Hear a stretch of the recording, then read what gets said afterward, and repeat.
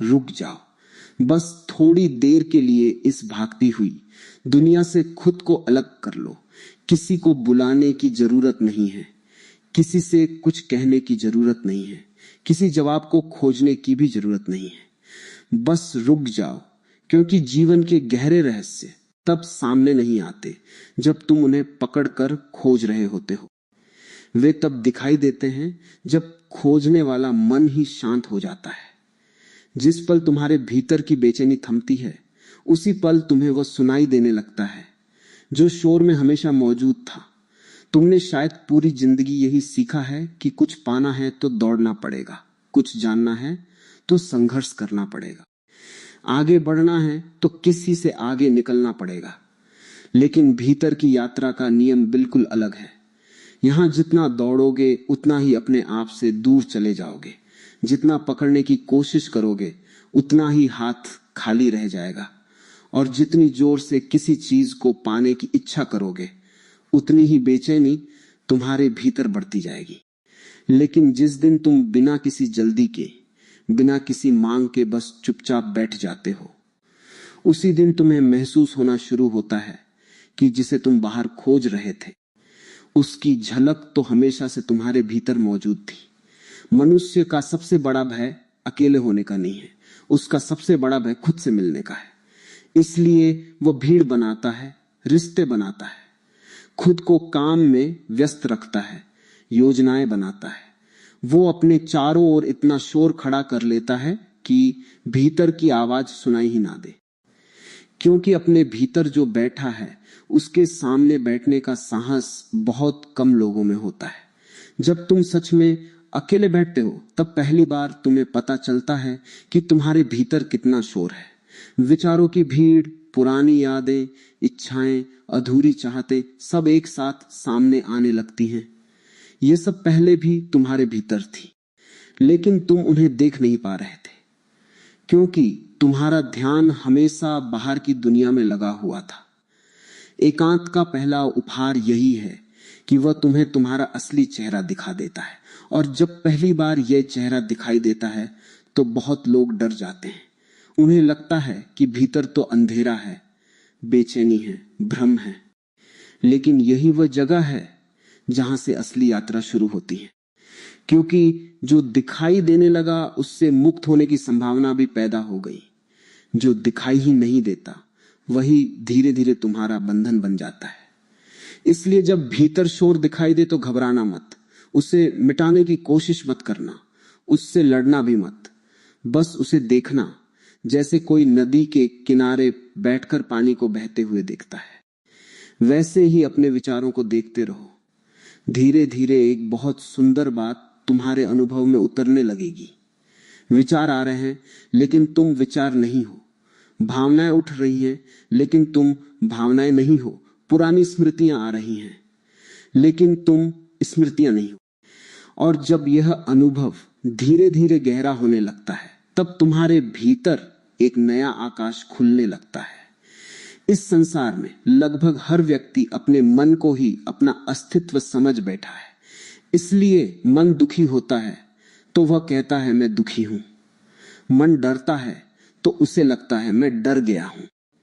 मन असफल होता है तो वह अपनी असफलता को ही अपनी पहचान बना लेता है। लेकिन जो थोड़ी देर शांत होकर बैठता है उसे धीरे धीरे एक बात दिखाई देने लगती है कि मन तो केवल एक साधन है। वो तुम्हारे भीतर चलता रहता है लेकिन तुम मन नहीं हो। जैसे आकाश में बादल आते हैं और चले जाते हैं, वैसे ही मन में विचार आते हैं और चले जाते हैं। आकाश बादल नहीं बन जाता। उसी तरह चेतना भी विचार नहीं बनती। चेतना तो केवल देखती है, साक्षी बनी रहती है। और जिस दिन यह साक्षी भाव केवल समझ में नहीं बल्कि तुम्हारे अनुभव में उतरने लगता है, उसी दिन तुम्हारे जीवन की दिशा बदलने लगती है। तुमने देखा होगा जब किसी झील का पानी बहुत अशांत होता है तो उसमें आकाश का प्रतिबिंब दिखाई नहीं देता, लेकिन जैसे ही पानी शांत होता है पूरा आकाश उसमें साफ दिखाई देने लगता है। तुम्हारे भीतर भी ऐसी ही एक झील है। अभी उसमें इच्छाओं की आंधियां हैं, डर की लहरें हैं, उम्मीदों और अपेक्षाओं के तूफान है, इसलिए अस्तित्व का प्रतिबिंब साफ दिखाई नहीं देता। लेकिन जैसे जैसे तुम शांत बैठना सीखते हो, अपने भीतर उठती चीजों को देखना सीखते हो और उन्हें स्वीकार करना शुरू करते हो, वैसे वैसे भीतर की झील भी शांत होने लगती है। और फिर एक दिन ऐसा आता है जब तुम्हें किसी चीज को जबरदस्ती पाने की जरूरत नहीं रहती। बिना किसी संघर्ष के, बिना किसी दिखावे के अस्तित्व का प्रतिबिंब तुम्हारे भीतर दे देने लगता है। जीवन को समझने में हमारी सबसे बड़ी भूल यही है कि हम हमेशा भविष्य में जीते हैं। सोचते हैं कल कुछ मिलेगा, कल कुछ बदल जाएगा, कल कोई चमत्कार होगा, लेकिन जीवन कभी कल में नहीं आता। जीवन हमेशा इसी क्षण में घट रहा है। यही क्षण तुम्हारे पास है, यही तुम्हारा द्वार है, और जो इस द्वार को छोड़कर कहीं और खोजता है वो भटकता रहता है। इसलिए जब अकेले बैठो तो किसी खास अनुभव की उम्मीद मत करना। यह मत सोचना कि कोई प्रकाश दिखाई देगा, कोई विशेष ऊर्जा महसूस होगी या कोई रहस्य अचानक तुम्हारे सामने खुल जाएगा। बस वर्तमान में रहना, अपनी सांसों को आते जाते देखना, अपने भीतर की उपस्थिति को महसूस करना, क्योंकि सत्य अक्सर बहुत साधारण रूप में आता है। मन हमेशा चमत्कार चाहता है, लेकिन चेतना सादगी में खिलती है। धीरे धीरे तुम्हें अनुभव होने लगेगा कि जिस अकेलेपन से तुम हमेशा भागते रहे, वही तुम्हारा मित्र बन सकता है। वही तुम्हें भीतर से ऊर्जा देने लगेगा, क्योंकि सच्चा एकांत तुम्हें खाली नहीं करता, बल्कि तुम्हें भीतर से भर देता है। वह तुमसे कुछ छीनता नहीं, बल्कि तुम्हें तुम्हारे पास वापस ले आता है। वो तुम्हें दुनिया से दूर नहीं करता, बल्कि पहली बार तुम्हें अपने ही करीब ले आता है। और जो स्वयं के करीब आ गया, वो धीरे धीरे पूरे अस्तित्व के करीब आने लगता है। जब भीतर मौन का पहला फूल खिलता है, तभी जीवन में एक नया बदलाव शुरू होता है। परिस्थितियां वही रहती हैं, लोग वही होते हैं, दुनिया भी वही रहती है, लेकिन देखने वाला बदल जाता है।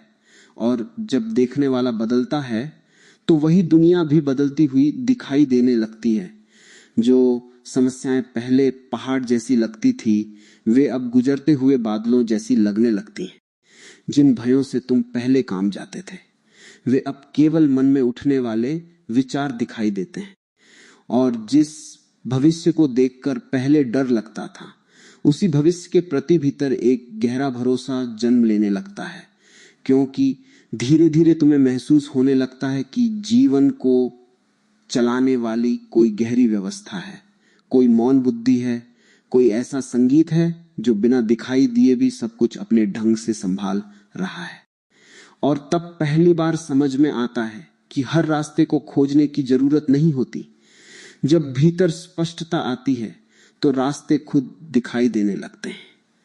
जब मन शांत होता है, भीतर स्पष्टता आने लगती है और चेतना जागती है, तब तुम्हारे कदम अपने आप उस दिशा में बढ़ने लगते हैं जिस दिशा में उन्हें जाना चाहिए। सही द्वार खुलने लगते हैं, सही लोग जीवन में आने लगते हैं, सही अवसर दिखाई देने लगते हैं। तब जीवन कोई संघर्ष नहीं रह जाता, वह एक प्रवाह बन जाता है। और उस प्रवाह में तुम्हें हर चीज को जबरदस्ती चलाने की जरूरत नहीं रहती। ऐसा लगता है जैसे अस्तित्व स्वयं तुम्हें आगे ले जा रहा है। इसीलिए जितना अधिक तुम अपने भीतर उतरते हो, उतनी ही बाहर की दुनिया से शिकायत कम होने लगती है। क्योंकि शिकायत वहां पैदा होती है जहां हम चीजों को समझ नहीं पाते, और जैसे जैसे जागरूकता आती है वैसे वैसे स्वीकार जन्म लेता है। और स्वीकार के साथ एक ऐसी शांति आती है जिसे शब्दों में समझाना मुश्किल है। यह शांति किसी उपलब्धि से नहीं मिलती, ना किसी सम्मान से, ना किसी रिश्ते से, ना दुनिया की किसी चीज को पा लेने से। यह शांति तब आती है जब तुम धीरे धीरे स्वयं को जानने लगते हो। और स्वयं को जानने का पहला कदम बहुत सरल है।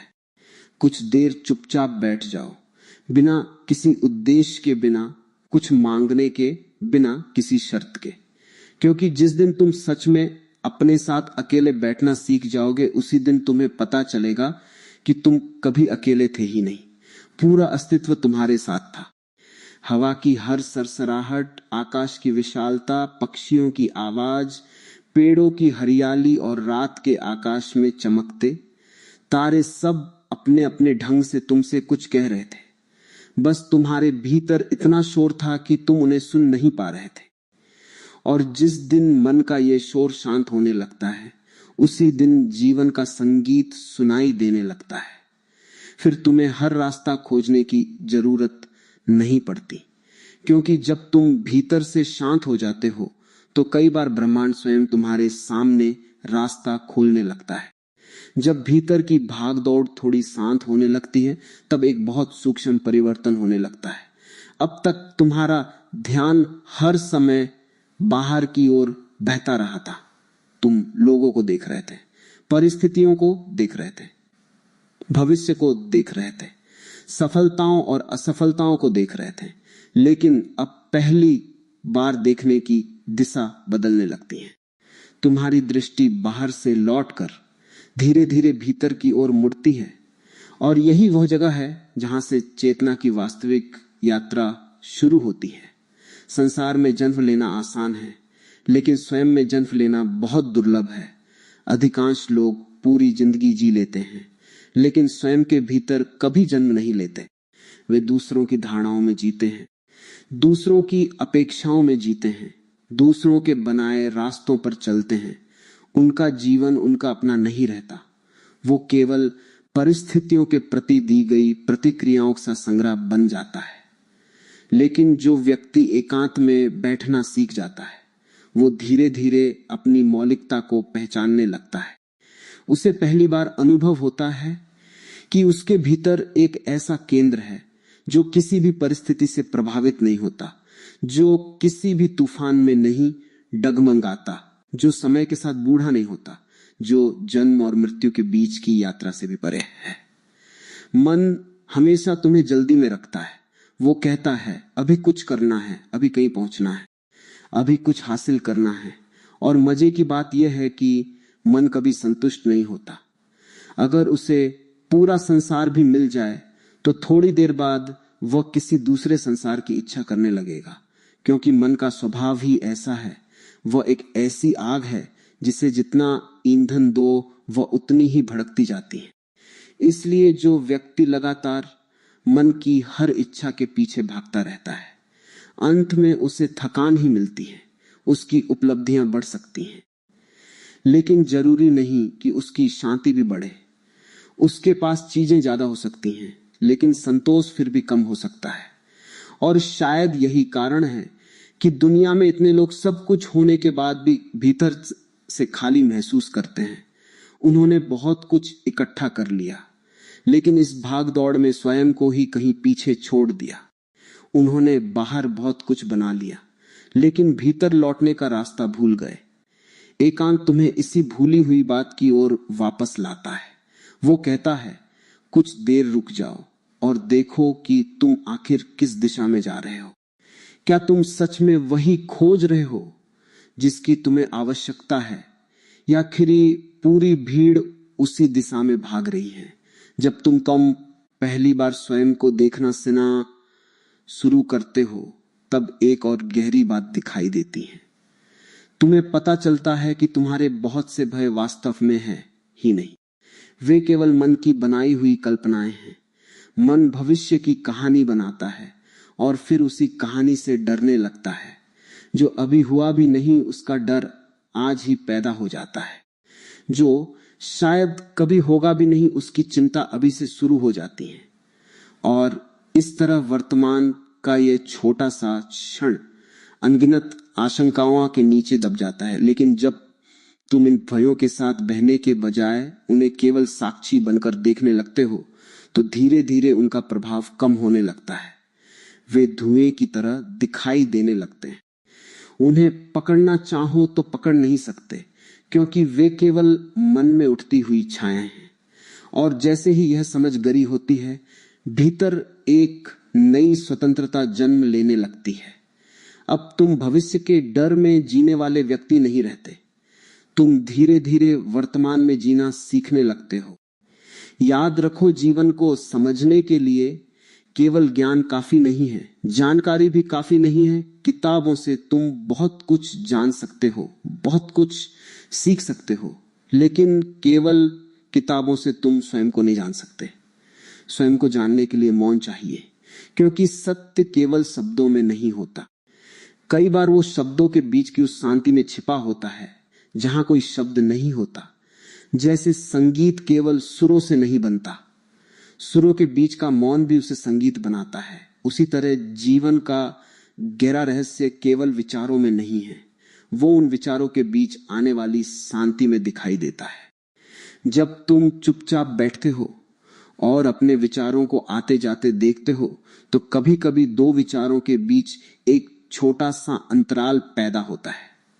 उस पल कुछ सोच नहीं रहे होते, बस एक शांत उपस्थिति होती है, केवल तुम्हारा होना होता है। उसी छोटे से अंतराल को पहचानना सीखो, क्योंकि वही ध्यान का द्वार बन सकता है। वही वो छोटी सी खिड़की है जहां से तुम्हें पहली बार अपने भीतर मौजूद उस असीम शांति की झलक मिलती है। मनुष्य हमेशा किसी ना किसी पहचान को पकड़कर जीता है। कोई अपने नाम को अपनी पहचान मानता है, कोई अपने पद को, कोई अपने रिश्तों को, और कोई अपनी उपलब्धियों को। लेकिन यह सब केवल बाहर की परतें हैं। इनके पीछे जो वास्तविक अस्तित्व है, उससे बहुत कम लोग परिचित हो पाते हैं, क्योंकि पहचान हमें सुरक्षा देती है। वह हमें यह एहसास देती है कि मैं कौन हूं, और मन इसी सहारे को पकड़कर जीता रहता है। लेकिन जब कोई व्यक्ति एकांत में उतरना शुरू करता है, तो धीरे धीरे उसमें इतना साहस आने लगता है कि वह अपनी इन सभी पहचानों को थोड़ी देर के लिए अलग रख सके। फिर वह देखता है कि अगर नाम को हटा दे, समाज ने उसके बारे में जो कहा है उसे हटा दे, अतीत की सारी कहानियों को भी एक तरफ रख दे, तो भी भीतर कुछ बचा रहता है। और वही बचा हुआ सबसे मूल्यवान है। वही तुम्हारा वास्तविक स्वरूप है, वही तुम्हारी चेतना है, वही भीतर जलती हुई वह ज्योति है जो बाहरी पहचान बदलने से कभी नहीं बदलती और कभी बुझती नहीं। अस्तित्व का एक बहुत सुंदर नियम है, जितना तुम नियंत्रण छोड़ते हो उतना ही जीवन सहज होकर बहने लगता है। लेकिन मन हमेशा सब कुछ अपने हिसाब से चलाना चाहता है। वो चाहता है कि भविष्य वैसा ही हो जैसा उसने सोचा है, लोग उसकी उम्मीदों के अनुसार व्यवहार करें, परिस्थितियां उसकी बनाई योजना के अनुसार घटित हो। और जब ऐसा नहीं होता तो मन परेशान हो जाता है, दुख आने लगता है।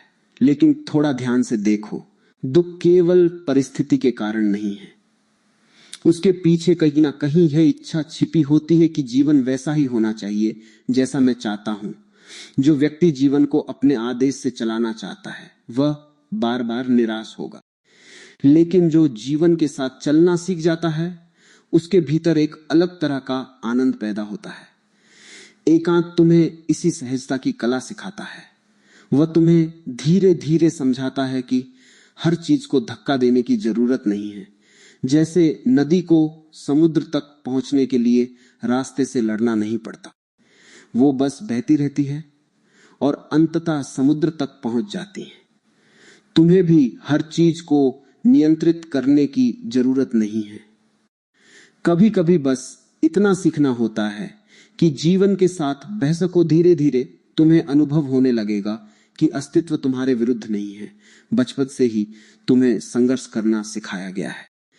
तुम्हें बताया गया कि जीवन में आगे बढ़ना है तो लड़ना पड़ेगा, जीतना पड़ेगा, दूसरों से आगे निकलना पड़ेगा। और धीरे धीरे तुमने मान लिया कि जीवन एक युद्ध है। लेकिन जीवन कोई युद्ध नहीं है, जीवन एक रहस्य है, और रहस्य को जिया जाता है, जीता नहीं जाता। उसे समझने की जल्दी नहीं की जाती, उसे धीरे धीरे महसूस किया जाता है। जब तुम किसी पेड़ को देखते हो तो क्या वह जल्दी में है? क्या वो इस चिंता में है कि उसे दूसरे पेड़ों से पहले बड़ा होना है? जब सूरज उगता है तो क्या वो किसी प्रतियोगिता में भाग ले रहा है? प्रकृति अपने ही स्वभाव में सहजता से चल रही है। केवल मनुष्य ही लगातार भाग रहा है, क्योंकि मनुष्य अपने ही स्वभाव से दूर हो गया है। और जब कोई अपने आप से दूर हो जाता है तो उसके भीतर बेचैनी पैदा होती है। वो बाहर बहुत कुछ खोजता है, लेकिन उसे यह दिखाई नहीं देता कि जिस शांति को वह बाहर खोज रहा है उसका रास्ता भीतर से होकर जाता है।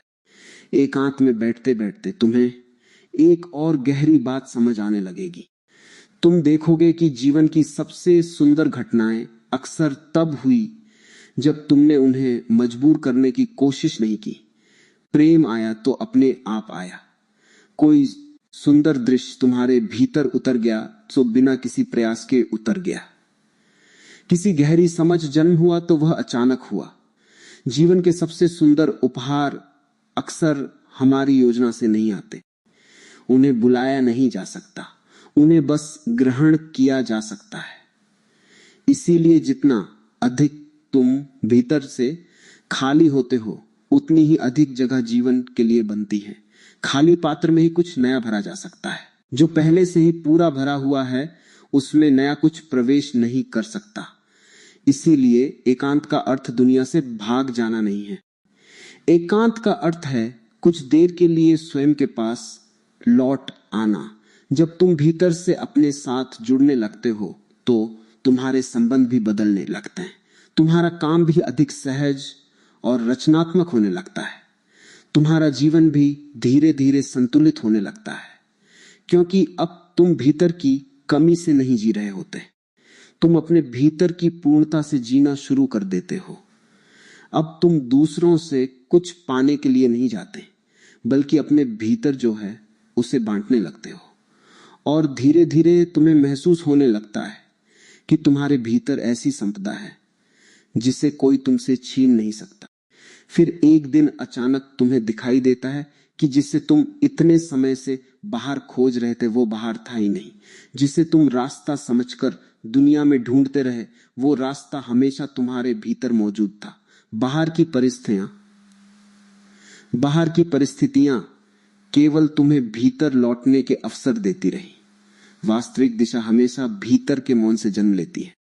जब भीतर का शोर थोड़ा शांत होता है तो चीजें अपने आप स्पष्ट दिखाई देने लगती हैं। निर्णय लेने में उतना संघर्ष नहीं करना पड़ता। भ्रम धीरे धीरे कम होने लगते हैं और जीवन का हर अगला कदम थोड़ा अधिक सहज लगने लगता है।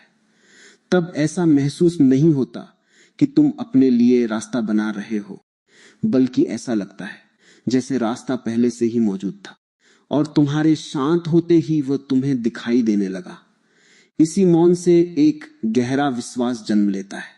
ऐसा विश्वास जिसे तर्क से साबित करने की जरूरत नहीं होती। वो किसी किताब से नहीं आता, वो धीरे धीरे अनुभव से पैदा होता है। तब भीतर से एक आवाज आती है, परिस्थितियां चाहे जैसी हो, मैं अकेला नहीं हूं। जीवन मुझे उस दिशा में ले जा रहा है जिसे अभी मैं पूरी तरह देख नहीं पा रहा। और यही विश्वास धीरे धीरे भय को पिघलाने लगता है। तुम्हारे भीतर एक स्थिरता आने लगती है। अब हर चीज को तुरंत समझना जरूरी नहीं लगता, हर भविष्य की चिंता करना जरूरी नहीं लगता।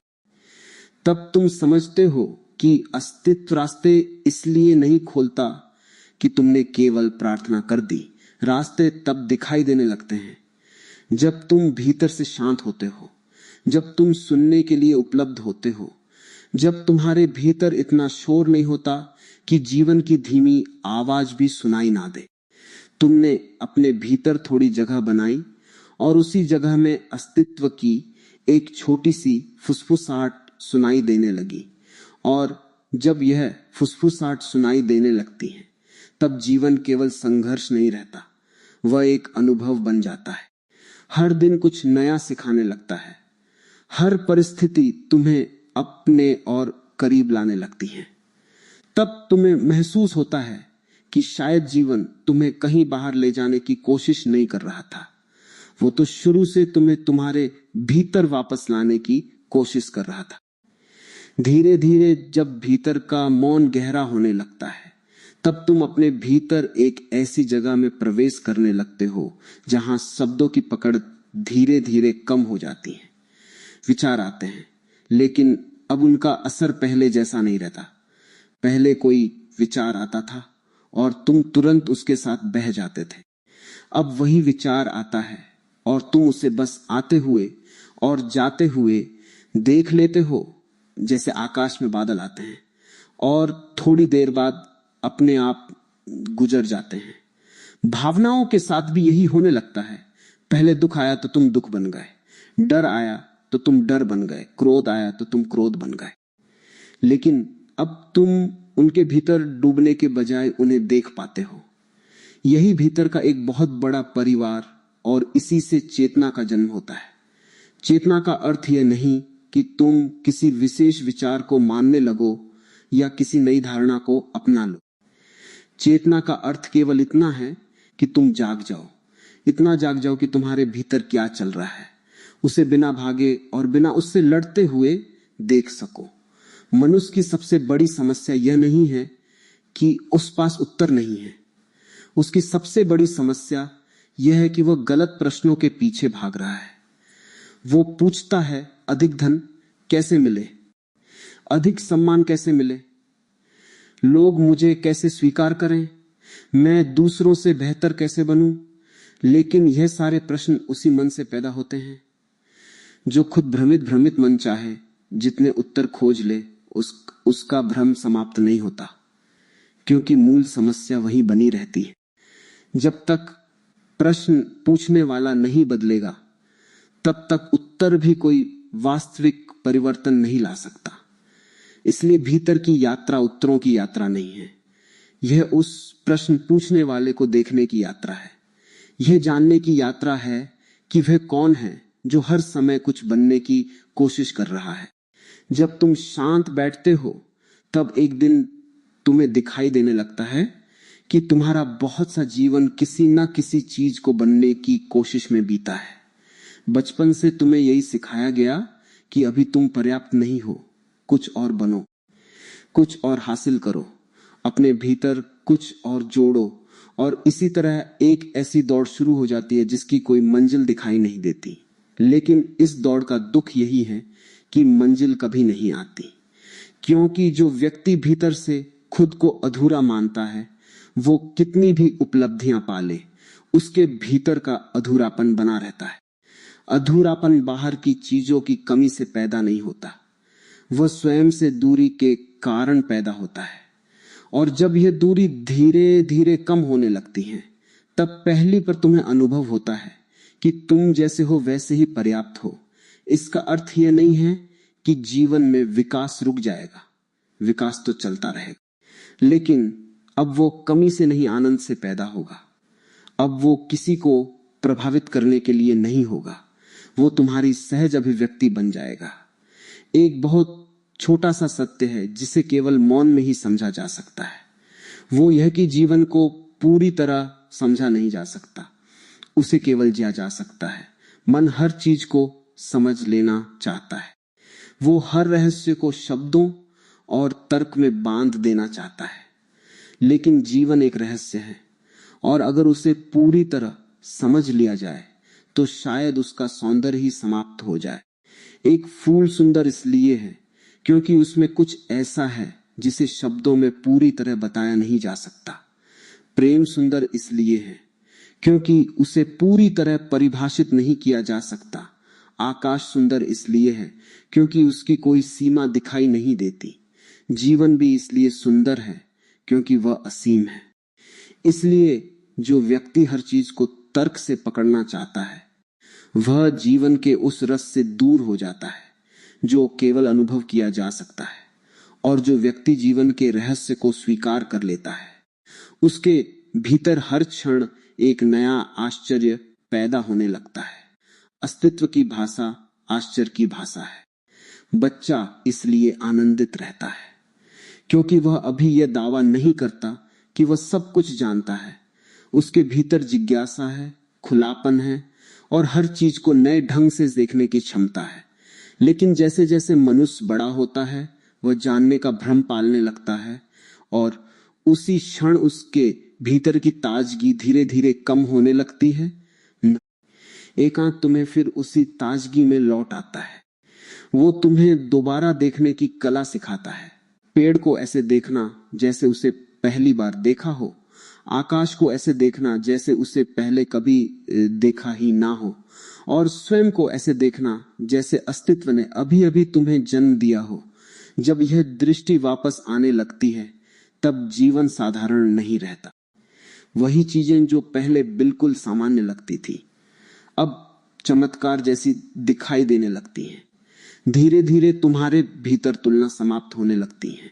तुलना मन की सबसे बड़ी परेशानियों में से एक है। मन हमेशा देखता रहता है कि किसी दूसरे के पास क्या है, कौन कितना आगे निकल गया, कौन ज्यादा सफल है, कौन ज्यादा प्रसिद्ध है, और इसी तुलना में वह कभी आराम नहीं कर पाता। लेकिन चेतना तुलना नहीं करती, वो केवल देखती है।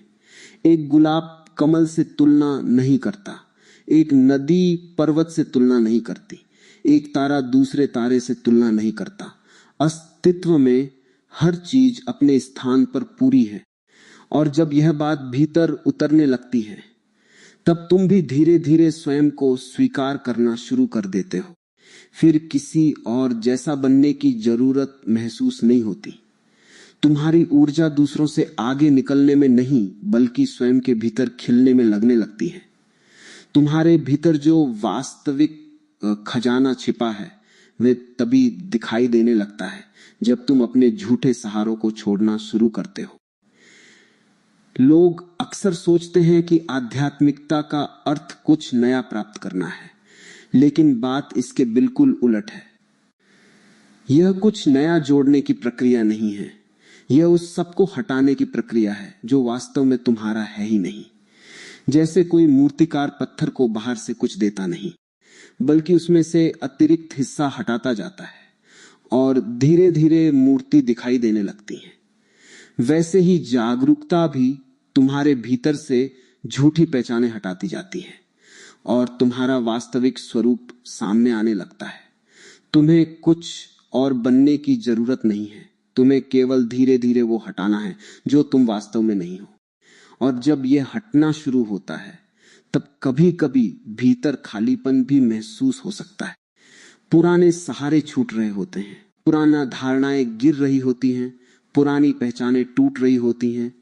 उस समय धैर्य रखना जरूरी है, क्योंकि इसी जगह बहुत लोग वापस लौट जाते हैं। उन्हें लगता है कि उनके हाथ से कुछ निकल रहा है, लेकिन वास्तव में वे कुछ खो नहीं रहे होते। वे केवल उस चीज से मुक्त हो रहे होते हैं जिसने उन्हें इतने समय से बांध रखा था।